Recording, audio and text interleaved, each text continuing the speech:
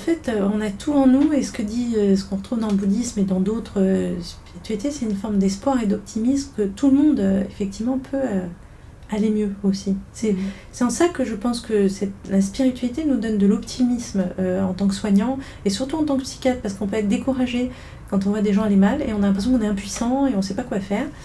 Et en fait, quand on travaille, toutes les traditions spirituelles, finalement, elles sont universelles. Elles disent que tout le monde peut aller vers plus de sérénité, de joie, sans condition. Même dans la pauvreté, on trouve des ressources. En fait, c'est la question des ressources. On a besoin aujourd'hui d'avoir des ressources supplémentaires, puisque les médicaments ou les protocoles qu'on a aujourd'hui nous semblent parfois limités. Pas toujours, hein, des fois ils sont très efficaces, mais donc on a besoin d'épuiser des ressources supplémentaires, et il y en a beaucoup dans les traditions spirituelles, beaucoup de ressources pour vivre sa vie au quotidien un peu mieux, quoi. Est-ce que tu te sens bizarre par rapport à tes autres confrères, différente, ou est-ce qu'au contraire tu sens que ces 10 dernières années tu as vraiment pu prendre ta place, comme avec tes particularités, avec les richesses que tu peux apporter? Oui, alors oui, on pourrait dire que je peux à la fois me sentir différente tout en ayant pris ma place. Je pense que j'ai appris ça, c'est-à-dire que j'avais des intuitions, une façon de voir les choses qui était à contre-courant de ce qu'on m'enseignait, et ça a toujours été plus ou moins le cas, même à l'école, même au lycée. Des fois je disais des choses, mais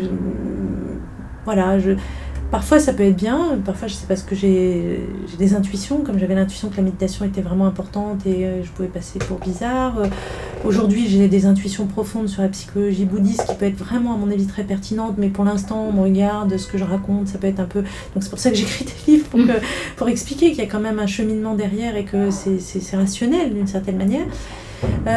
Mais en même temps, des fois je me plante complètement, et des fois oui, je suis complètement à la ramasse, je dis des choses stupides, donc voilà.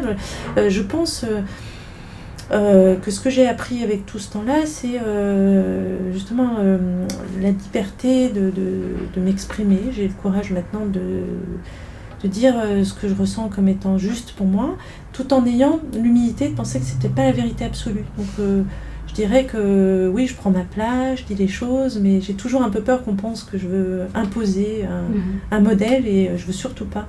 C'est juste que des fois les points de vue minoritaires, il faut les exprimer, parce que les points de vue majoritaires on les connaît, et donc des fois j'aime bien aller un peu au combat et dire les choses qu'on n'entend pas suffisamment pour pouvoir débattre, quoi.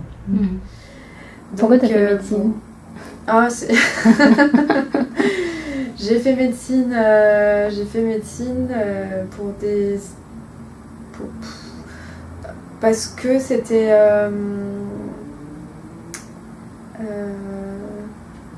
facile dans mon imaginaire de faire médecine, dans l'historique familial et personnel. C'était c'est en ça que c'était facile. C'était la voie tracée et confortable. Voilà. Après, dans la médecine, j'ai toujours eu cette envie aussi, besoin d'aider les autres et de les comprendre. C'est aussi pour ça que j'ai tout de suite, en fait, quand j'ai commencé médecine, je savais que j'allais aller en psychologie, en psychiatrie. C'est la psy qui m'intéressait.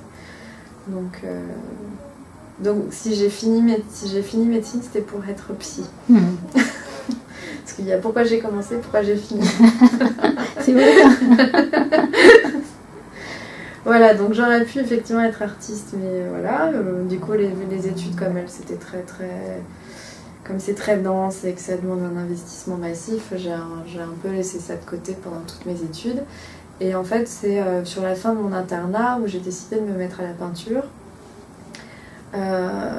Ça m'a beaucoup apporté sur le plan personnel d'abord, la peinture, parce que je suis tout de suite tombée donc, avec une peintre qui nous amenait elle-même à explorer notre propre cheminement créatif et pas un truc très académique. Donc c'était vraiment ce qui me parlait.